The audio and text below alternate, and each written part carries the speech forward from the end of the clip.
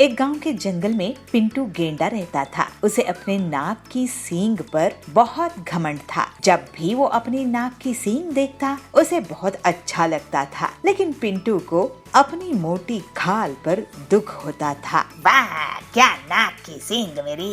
ऐसी बड़ी बड़ी सींग के लिए तो बहुत सारे गेंडे तरसते हैं। मेरी जैसी सींग तो अच्छे अच्छे अमीर गेंडों के पास नहीं होती है, लेकिन मेरी खाल इतनी मोटी क्यों बना दी समझ नहीं आता। काश मेरी खाल पतली होती तो ये सींग और भी खूबसूरत लगती।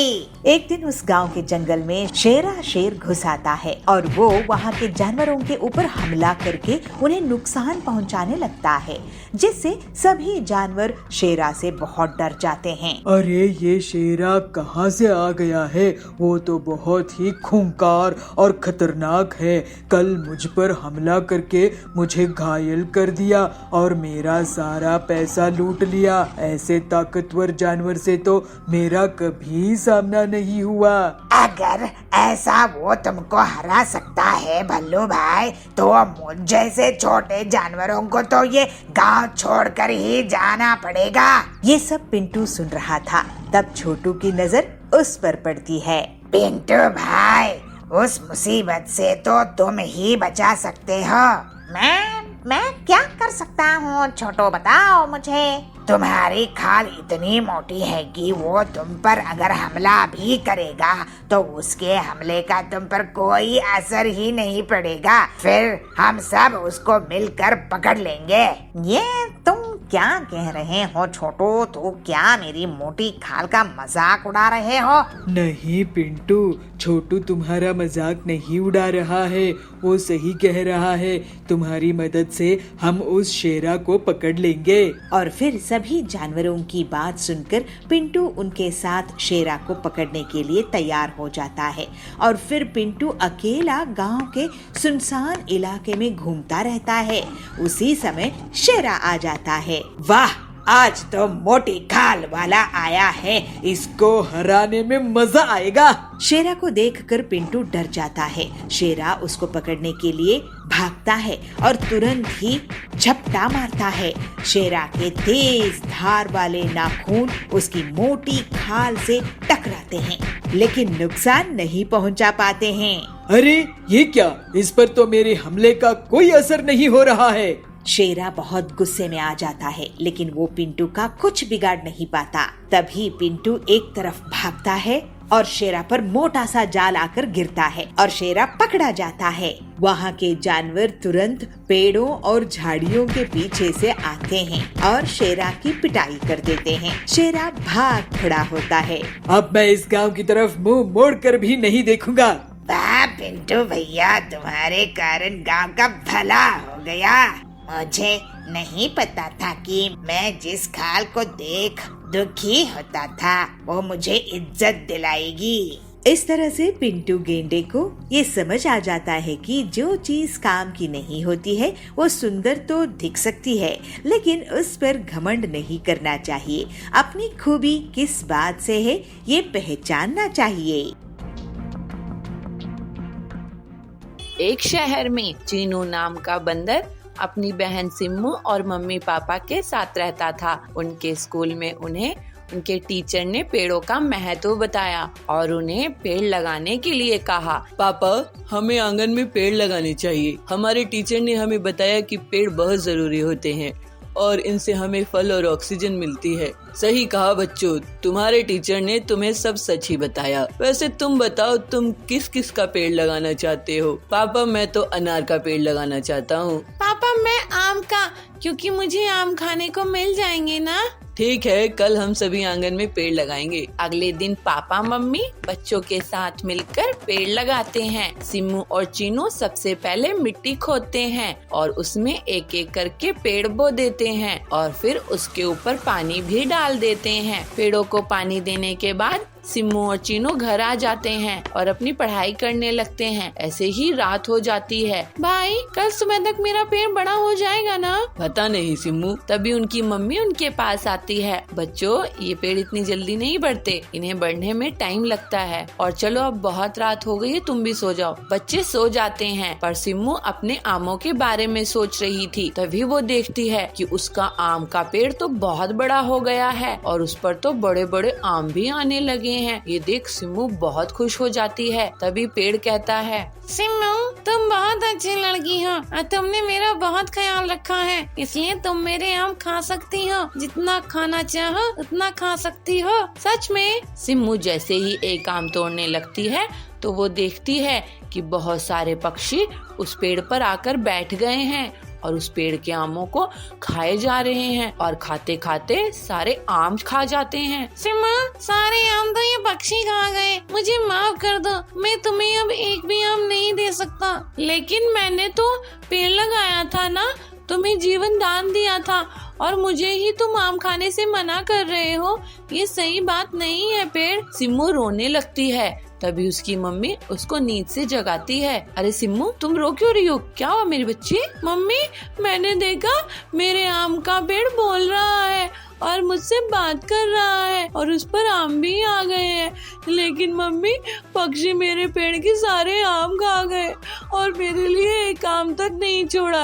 ये गलत बात है ना मम्मी? लेकिन बेटी, तुम्हारे पेड़ पर तो कोई आम नहीं आए और न ही किसी ने तुम्हारे आम खाए हैं। और बेटी, पेड़ कभी बात नहीं करते। चलो आओ, जल्दी से तैयार हो जाओ। सिम्मू खिड़की के बाहर झांकती है तो देखती है कि उसका पेड़ तो छोटा ही है। इसका मतलब उसने जो कुछ भी देखा था वो सब सपना था। लेकिन सिम्मू अपने पेड़ का बहुत ख्याल रखती है और उसके पास बैठकर उससे बातें भी करती है।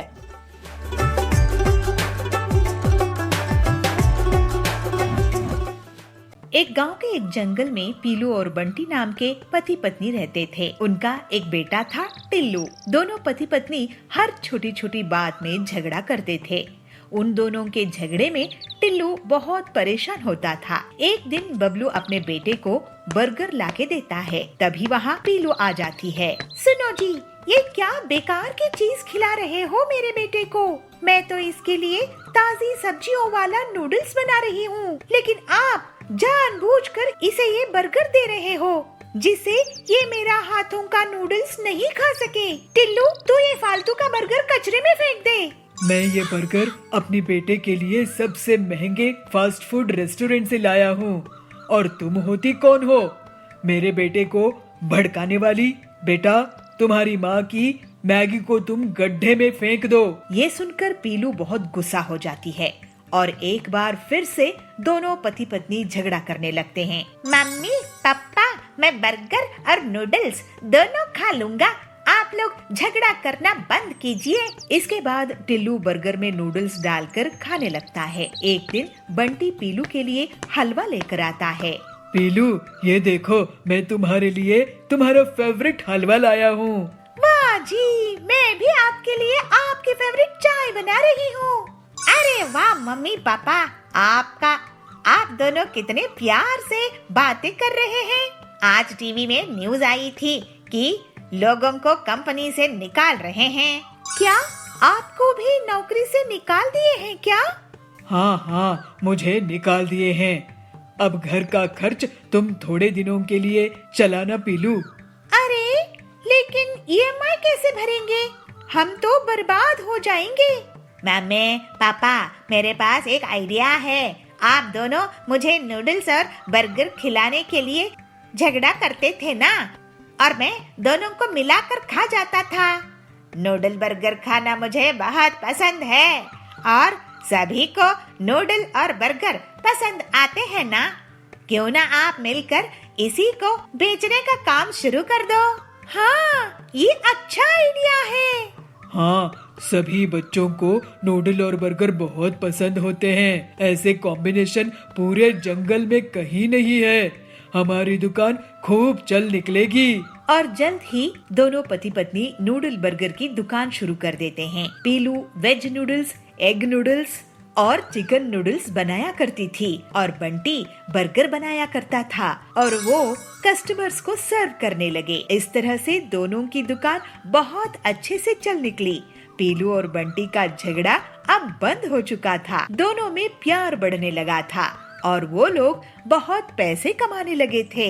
बेटा टिल्लू, ये तुम्हारी ही आइडिया का कमाल है जो नूडल बर्गर लोगों को पसंद आ रहे हैं।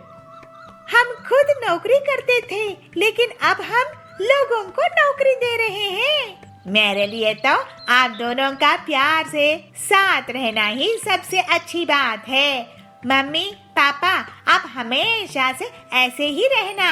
फिर पीलू और बबलू कभी भी झगड़ा नहीं किए और सब खुशी खुशी साथ रहने लगे। चुलबुल नगर के गांव में सुंदरी बहुत घमंडी और अमीर जमींदारिन थी।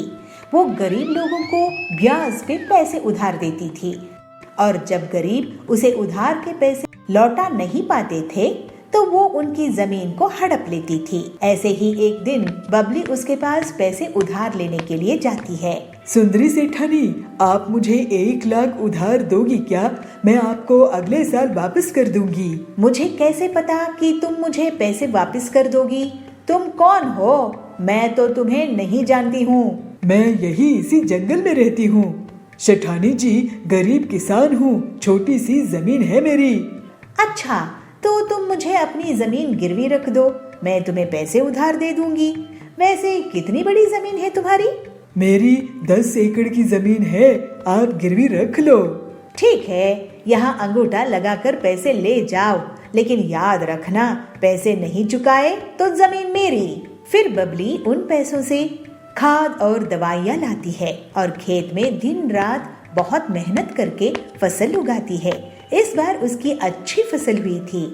ऐसे ही एक दिन सुंदरी उसके खेत के पास से निकल रही थी। तभी उसकी नजर बबली की खेत में जाती है। अरे वो टिल्लू, कहाँ घूम रहा है? ये बता कि ये खेत किसका है जिसमें इतनी बढ़िया फसल उगी है? सेठानी जी, ये खेत बबली का है। उसी बबली का जिसने मुझसे पैसे उधार लिए हैं? अरे वाह, इसका मतलब ये जमीन और ये फसल और इसका मुनाफा मेरा हुआ। फिर सुंदरी बबली से मिलती है। क्यों बबली, इस बार तो तुम्हारी फसल बहुत अच्छी हुई है, लगता है बहुत मेहनत करी हो।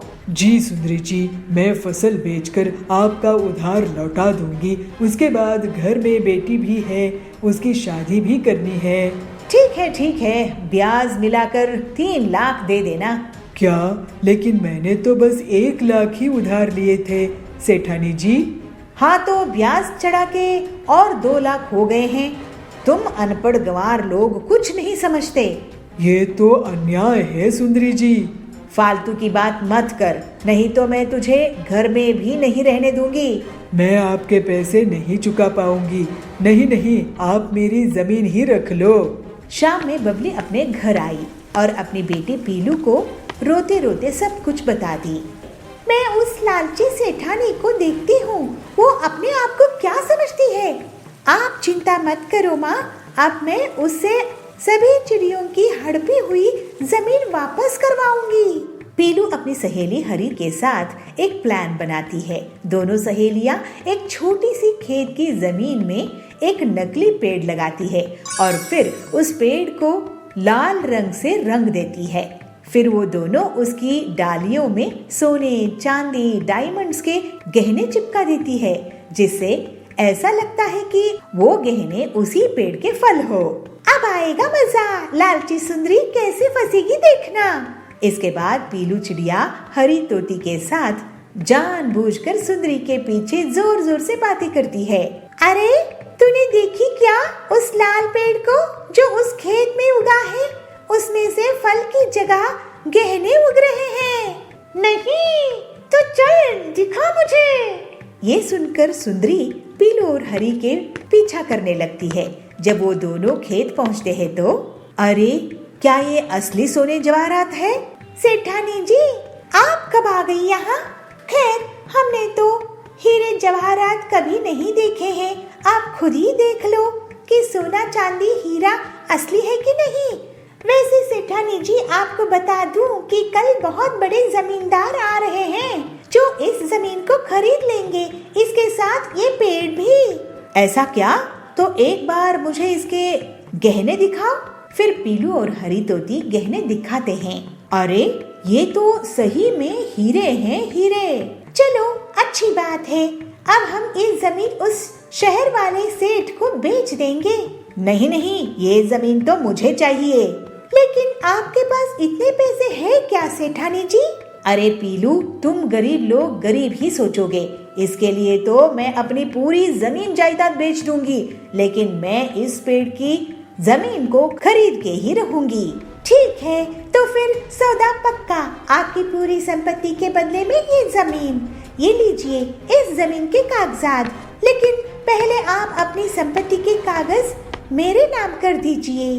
फिर सुंदरी अपनी पूरी संपत्ति, जमीन जायदाद, गाड़ियाँ, हवेली पीलू के नाम कर देती है और उस छोटी से पेड़ वाली जमीन को बदले में ले लेती है। अगले दिन कुछ लोग उस पेड़ के पास इकट्ठा होते हैं। क्यों गरीब लोग, कैसा लगा मेरा ये गहनों का पेड़? जरा हमें भी दिखाना गहने सेठानी जी। ये देखो। फिर सुंदरी उन्हें गहने दिखाती है। तभी टिल्लू के बगल में खड़े हुए पक्षी के हाथ से उस हार में पानी गिर जाता है और उसका सुनहरा रंग मिट जाता है। अरे ये क्या, पीलू मुझे लूट ली, बर्बाद कर दी। ये तो नकली लोहे की चेन है जिस पर सोने का नकली रंग लगा हुआ था। इस तरह से सुंदरी को उसकी धोखाधड़ी की सजा मिल जाती है और पीलू की मदद से बबली और बाकी जंगल के पक्षियों को उनकी लूटी हुई जमीन वापस मिल जाती है। फिर सब खुशी खुशी रहने लगते हैं। बदलापुर एक छोटे से गांव था। यहाँ बबलू अपने ससुराल में रहता था। उसका ससुराल बहुत गरीब था। बहुत कोशिश करने के बाद भी उसे कोई काम दे नहीं रहा था। एक दिन बबलू बर्गर खा रहा था, तब उसका ससुर आकर उसे कहता है, हाँ हाँ दामाद जी, अच्छे से बर्गर खा लो। सुबह सुबह बर्गर खा लो। हम लोगों के पास चाय पीने के पैसे नहीं है, लेकिन आप ना बर्गर खा लो। क्या हुआ ससुर जी, आप इतने गुस्से में क्यों हैं? तो क्या करूं दामाद जी, घर में इतनी परेशानी है, गरीबी है, लेकिन आपको एक भी काम नहीं मिल रहा है और आप बर्गर खा रहे हो। मैं तो कह रहा हूँ आप कहीं पर मजदूरी कर लो, हम सब भी मेहनत मजदूरी कर रहे हैं। बबलू बहुत दुखी होता है। बबलू काम की तलाश में घूम रहा था। फिर वो चाय पीने के लिए एक जगह रुका। वहाँ कालू कौवा आया और बात करने लगा। क्या भाई बबलू, कैसे हो? मैं तो आज शहर जाकर बर्गर खा के आया हूँ। वहाँ बहुत अच्छा बर्गर मिलता है। अरे कालू भाई, मैं भी गांव का बर्गर खाया हूँ, लेकिन यहाँ तो सैंडविच और बर्गर में कोई फर्क ही नहीं है। लेकिन तुम बर्गर खाने के लिए इतनी दूर गए, तुम्हारे पैसे खर्च हुए होंगे। देखो भाई, मुझे तो स्वाद अच्छा मिलना चाहिए। अपने गांव के जंगल में एकदम घटिया बर्गर मिलता है। गांव के लोग बर्गर क्या होता है पता ही नहीं है इनको। उनके लिए वड़ा पाव और बर्गर एक ही तो होता है। बड़ी बड़ी दुकानें खोल लेते हैं, लेकिन बर्गर पैटीज ऐसा ही फिसल जाता है। मैं ही नहीं, और भी बहुत से लोग हैं शहर जाकर बर्गर खाते हैं। मैं तो कहता हूँ बबलू भाई, कोई अपने ही गांव में छोटा सा ठेले भी बर्गर का खोल ले तो वो बहुत कमाई करेगा। ये तो आप सही कह रहे हो कालू भाई, मैं एक बार शहर जाकर बर्गर खा के आता हूँ। उसके बाद से बबलू एक दिन शहर जाकर बर्गर खा के आता है। उसके बाद वहाँ पर खाना बनाने की किताबें पढ़ता है और उससे जल्दी ही वो सभी तरह के बर्गर बनाने सीख जाता है। शहर से वापस आकर बबलू अपने दोस्तों को बर्गर्स खिलाता है। सभी को उसके अलग अलग बर्गर्स बहुत पसंद आते हैं। ससुर जी, मैं कुछ काम शुरू करने जा रहा हूँ। क्या काम शुरू करने वाले हो बबलू जी? आप इतने टाइम शहर में क्या सीख के आए हो और पैसे जमा कर लिए हो क्या? बिना उसके तो कोई काम नहीं शुरू कर सकते। आप बस देखते जाइए ससुर जी। ठीक है, देखते हैं अब क्या कमाल करोगे। ऐसे ही एक दिन बबलू बर्गर बनाने लगता है और कालू को बर्गर खाने के लिए बुलाता है। कालू अपनी पत्नी सुंदरी के साथ बर्गर खाने के लिए आता है। अरे वाह बबलू भाई, ये तो शहर से भी बहुत ज्यादा टेस्टी बर्गर है। ऐसा बर्गर आप अपने गांव में बना रहे हो? मुझे तो यकीन ही नहीं हो रहा है। अब मैं शहर नहीं, आपके ही यहाँ बर्गर खाने आऊँगा। अगर तुम्हें पसंद आया है तो सभी को पसंद आएगा कालू भाई। जल्द ही बबलू की बर्गर की दुकान बहुत धूमधाम से चलने लगती है। जल्दी ही वो मुनाफा कमाकर अमीर हो जाता है। ससुर जी, आपको जानकर बहुत खुशी होगी कि मेरा बर्गर का काम बहुत अच्छा चल रहा है और मैं अपने परिवार के लिए एक घर खरीद लिया हूँ। अब हम सब जल्द ही वहाँ रहने जाएंगे। बर्गर बेचकर कौन घर खरीदता है दामाद जी? घर तो अमीर लोग ही खरीद सकते हैं। आप घर को कल ही देख लेना ससुर जी। और हाँ, आपको मैं अपने हाथ का बर्गर भी खिलाऊंगा। अगले दिन बबलू अपने ससुर को और बाकी के परिवार वालों को अपना नया घर दिखाने के लिए ले जाता है। घर देखकर सभी बहुत खुश होते हैं और अचंभित हो जाते हैं। बबलू का बड़ा सा बर्गर के आकार का घर था। अरे वाह दामाद जी, आपने तो कमाल ही कर दिया। आपने अपने काम को इतना बड़ा कर दिया कि घर भी वैसा ही बना दिया है। मैं तो आपसे बहुत नाराज रहता था क्योंकि मुझे लगता था आप आलसी और कामचोर हैं। लेकिन अब मैं बहुत खुश हूँ। अपनी मेहनत से बर्गर की दुकान चलाई और अपना घर भी बना लिया। आखिर दामाद हो तो आपके जैसा। आपका आशीर्वाद है ससुर जी। अब ये बर्गर खाइए। और बबलू के बर्गर का घर पूरे जंगल में प्रसिद्ध हो जाते हैं। उसका बर्गर का घर इतना फेमस हुआ कि वहाँ पर देश विदेश से लोग पिकनिक मनाने आते थे। इससे उसकी कमाई 4 गुना बढ़ गई। अपनी मेहनत और लगन से बबलू आगे भी स्वादिष्ट बर्गर बनाता रहा और अपने परिवार के साथ खुशी खुशी रहने लगा।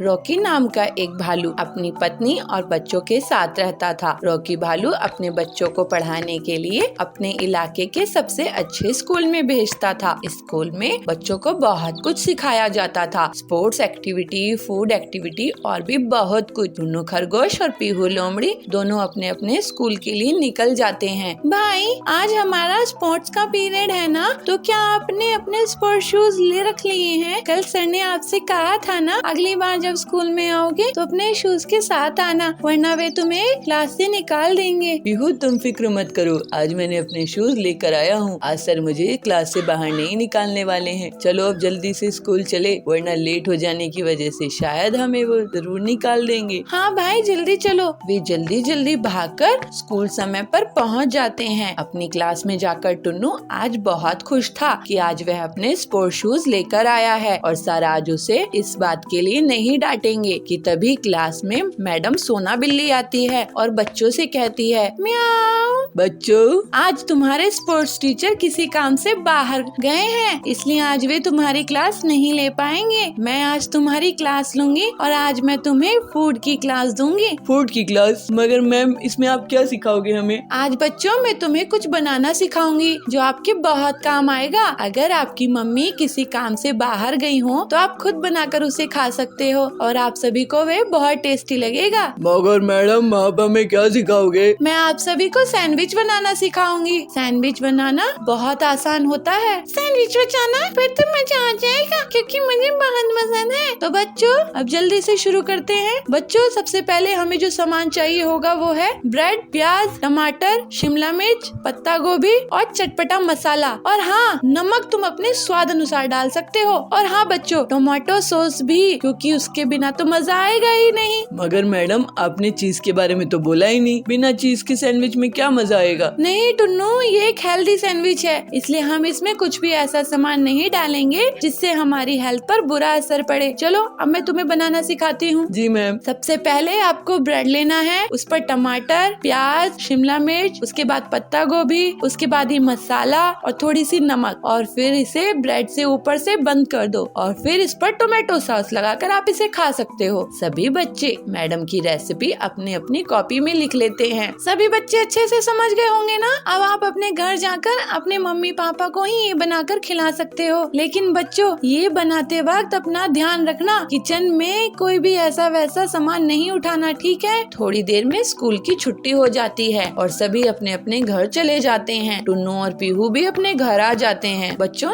जल्दी से मुंह हाथ धुल लो, मैं तुम्हारे लिए खाना लगा देती हूँ। नहीं मम्मी, आज आप हमारे लिए कुछ नहीं बनाओगे। तभी वहाँ पर उनके पापा रॉकी भालू आ जाते हैं और वे ये सुनकर कहते हैं, क्या हुआ बच्चों, रोज तो तुम घर आते ही खाना मांगते हो, आज तुम्हें कुछ बदले बदले से लग रहे हो। ऐसा कुछ भी नहीं है पापा। टुन्नू और पीहू दोनों मुंह हाथ धोकर किचन में जाते हैं और सैंडविच बनाने लग जाते हैं। दोनों जैसा जैसा मैडम ने बताया था वैसा ही बनाने लग जाते हैं और कुछ देर बाद बाहर आते हैं। पापा मम्मी, आज हमने आपके लिए कुछ बनाया है। आज मैडम ने हमें स्कूल में ही बनाना सिखाया था। अच्छा, तभी आज तुम बदले बदले लग रहे थे। मम्मी, ये सैंडविच आपके लिए और पापा ये आपके लिए। पीहू अपने मम्मी पापा को सैंडविच दे देती है। दोनों उसे खाते हैं। अरे वाह बच्चों, ये तो बहुत ही अच्छा बनाया है तुमने। आज मुझे तुम पर बहुत गर्व हो रहा है मेरे बच्चों। पापा की ऐसी बातें सुनकर दोनों मुस्कुरा देते हैं। एक गांव में मोना नाम की एक हथनी रहा करती थी। मोना हथनी का एक बेटा भी था जिसका नाम सोनू था। सोनू खरगोश अपनी मम्मी से बहुत प्यार करता था। सोनू खरगोश के पापा की कुछ समय पहले कार एक्सीडेंट में मौत हो गई थी, जिसके कारण मोना हथनी को अब काम करना पड़ता था। उसने अपने घर में एक मेड भी रखी हुई थी जिसका नाम पीहू लोमड़ी था। पीहू लोमड़ी बहुत ही अच्छा खाना बनाती थी और घर की सफाई भी बहुत अच्छे से करती थी। अरे पीहू, मैं जॉब पे जा रही हूँ, तुम सोनू का अच्छे से ध्यान रखना और उसे जो भी खाना उसे दे देना, ठीक है? और सारे कपड़े भी वो मैंने वॉशिंग मशीन में डाल दिए, उन्हें भी धुल लेना। ध्यान से कर देना ये सारे काम, रात को आकर मैं देखूंगी। अले मोना दीदी, आप मेरे रहते किसी भी बात की फिक्र मत करा करो, मैं सारे काम कर लूंगी। आप बस अपने काम पर ध्यान दो दीदी। जब तक मैं हूँ सोनू बाबा को कोई दिक्कत नहीं आएगी, मैं उनका अच्छे से ध्यान रखूंगी। मोना बेफिक्र होकर अपने जॉब पर चली जाती है। मोना के ऑफिस में अब कुछ काम चल रहा था, जिस वजह से उसके ऑफिस वालों ने उसे वर्क फ्रॉम होम करने के लिए कहा था। मोना हथनी पीहू लोमड़ी से कहती है, अरे पीहू, जाकर पहले तो सोनू को उसके स्कूल से ले आ, उसके बाद यह काम कर लेना। जा जल्दी से, उसके बाद मैं तुझे और काम बता दूंगी। चल चल। पीहू लोमड़ी सोनू खरगोश को स्कूल से ले आती है। उसके बाद मोना हथनी पीहू लोमड़ी को और काम बता देती है। काम भी बहुत ज्यादा था, लेकिन पीहू लोमड़ी काम को जल्दी निपटा देती है। पीहू, अब तू कपड़े धुल ले, इसके बाद खाना बना देना और बाजार से भी सब्जी ले आना। देख, फ्रिज में एक सब्जी भी नहीं रखी है, अब कल क्या बनाएंगे? चल चल चल चल, जल्दी जल्दी हाथ चला, बहुत काम पड़ा है। पीहू पूरा दिन काम करके अपने घर चली जाती है। मोना को काम जरा भी नहीं करना पड़ता था। एक दिन अचानक से पीहू लोमड़ी की तबीयत खराब हो जाती है। पीहू लोमड़ी मोना हथनी से कहती है, दीदी मेरी तबीयत कुछ ठीक नहीं लग रही है, मैं घर जा रही हूँ दीदी, कल जल्दी आकर काम खत्म कर लूंगी। ठीक है पीहू, तू घर जाकर आराम कर, कोई बात नहीं, जो काम पड़ा है कल आकर कर लेना। पीहू लोमड़ी घर चली जाती है। अगले दिन जब पीहू काम पर नहीं आती तो मोना हथनी को ही घर का सारा काम करना पड़ता है। उसकी अब इतना काम करने के बाद हालत खराब हो जाती है, क्योंकि इससे पहले उसने इतना सारा काम कभी नहीं किया था। ऐसे ही अब कुछ दिन बीत जाते हैं, पर पीहू अभी भी काम पर नहीं आती। अरे ये पीहू कहाँ रह गई? ऐसे तो मेरी हालत खराब हो जाएगी। अगर वो काम पर नहीं आई तो सारा काम मुझे ही करना होगा। तभी दरवाजे से एक और लोमड़ी आती है जिसका नाम सोनी होता है। वह अंदर आती है। अरे अरे, तुम कौन हो और कैसे अंदर चली आ रही हो? मैडम पीहू, मेरा नाम सोनी है, मैं पीहू की बहन हूँ। उसकी तबीयत अभी खराब है, इसलिए उसने मुझे अपने बदले काम पर भेजा है। मोना ये सुनते ही बहुत खुश हो जाती है और उसे सारे काम बता देती है। सोनी, तुम पहले खाना बना दो मुझे, और सोनू को बहुत तेज भूख लग रही है, चलो चलो जल्दी बनाओ। ठीक है मैडम। सोनी लोमड़ी खाना बनाती है। जब दोनों खाना खाते हैं तो वह खाने में बहुत ही अच्छा होता है। मम्मी, सोनी दीदी तो बहुत अच्छा खाना बनाती हैं। हाँ बेटा, ये तो पीहू से भी अच्छा खाना बनाती है। अरे मैडम, हम दोनों बहनों का खाना बनाना हमारी मम्मी ने ही हमें सिखाया था। एक दिन सोनू के ऊपर एक चूहा भागते हुए जाता है। मम्मी मम्मी, चूहा देखो यहाँ से भागा है। हम, अगर ये आया कहाँ से। मम्मी इसे पकड़ो ना, वरना ये मुझे परेशान करेगा। मम्मी पकड़ो ना जल्दी से। ठीक है सोनू, मैं कुछ करती हूँ। मोना अपनी चूहा पकड़ने के लिए चूहादानी लाती है और स्प्रे भी लाती है जिससे चूहा बेहोश हो जाए, मगर ऐसा कुछ भी नहीं होता है। चूहा उनकी पकड़ में नहीं आता है। मम्मी आपका प्लान तो खराब हो गया, अब मैं ही कुछ करता हूँ। सोनू एक जाल बनाता है जिसके अंदर सोनी के हाथ का बना हलवा रख देता है। चूहा जब उसे खाने के लिए आता है तो वो उसके अंदर बंद हो जाता है और सोनू उसे पकड़ लेता है। अरे वाह सोनू, तुमने तो इसे बड़ी आसानी से पकड़ लिया, ऐसे कैसे? मम्मी ये चूहा सोनी दीदी के हाथ का बना हलवा खाने के लिए आया था। इसे भी दीदी के हाथ का बना खाना बहुत अच्छा लगा। हाँ, आखिर सोनी खाना तो बहुत ही स्वादिष्ट बनाती है। चलो अब इसे बाहर छोड़ाते हैं, वरना ये घर का नुकसान कर देगा।